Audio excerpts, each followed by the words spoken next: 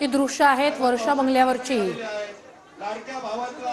महायुतीला मिळालेल्या यशानंतर लाडक्या बहिणी वर्षा बंगल्यावर दाखल झालेल्या आहेत। शिंदे शिवसेनेतील काही नेत्यांसह लाडक्या बहिणी वर्षा बंगल्यावर पोहोचल्या आहेत। एकनाथ शिंदे यांचं अभिनंदन करण्यासाठी, या विजयाबद्दल त्यांना शुभेच्छा देण्यासाठी।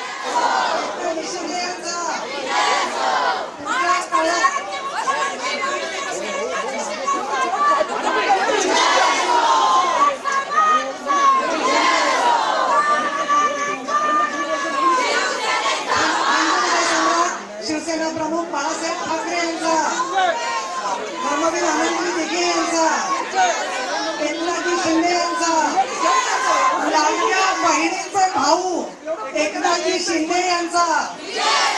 एकनाथजी शिंदे हे आगामी पुढचे आपले मुख्यमंत्री 5 वर्षासाठी झालेच पाहिजे। पुढच्या 5 वर्षासाठी एकनाथजी शिंदे हजारो लाखो भविष्यात मुख्यमंत्री झालेच पाहिजे।